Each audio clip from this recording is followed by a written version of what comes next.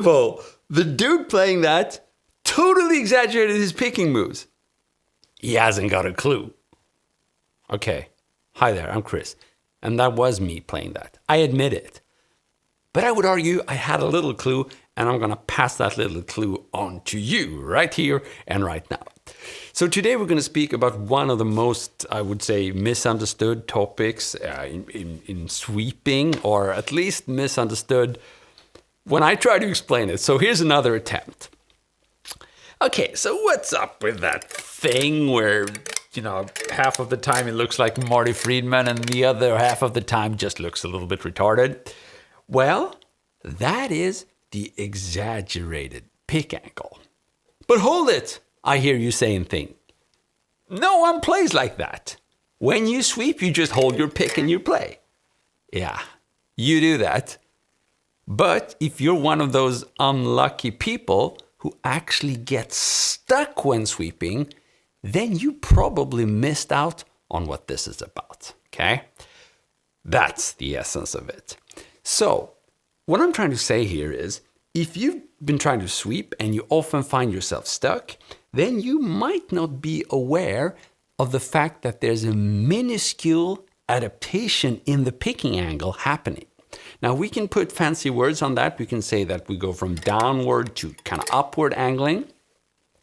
But if you look at the strings, it's going to make sense. Because if you keep the same angle all the time, including when you're trying to go back up, well, guess what? Your pick is really, and I mean really, going to get stuck under that high E string. So it totally makes sense to slightly re-angle your pick so it can slide up again. Okay. So my conclusion is that this mostly happens when you're pushing speed way above your speed limit. Because anytime you would play this slowly, you would not get stuck. You would look at your right hand and you'd think to yourself, okay, why am I getting stuck here? Could it be that the tip is pointing in, the pick tip or point is pointing at in the wrong direction? But I'm going to give you an example now. The easiest way to try this is to lightly touch your strings so that notes are not ringing out. And then we're going to sweep from the thickest to the thinnest string. And then we can try to not change our picking angle and go back, and you should feel that you get stuck under the high E string. So the natural thing to do here would be to angle back and go down or up, however you want to see it. Okay. That's the number one thing. If you never swept before, this is a pretty good thing to do.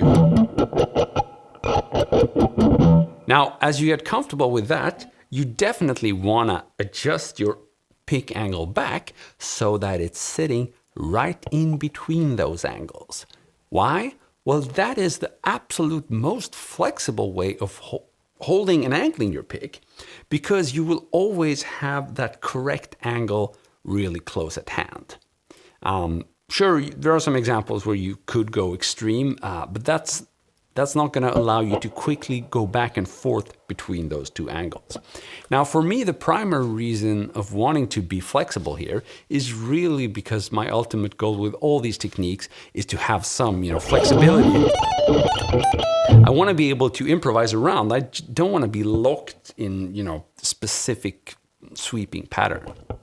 One could argue that sweeping might not even be the best technique for improvising, but I still think it's pretty usable for some types of runs.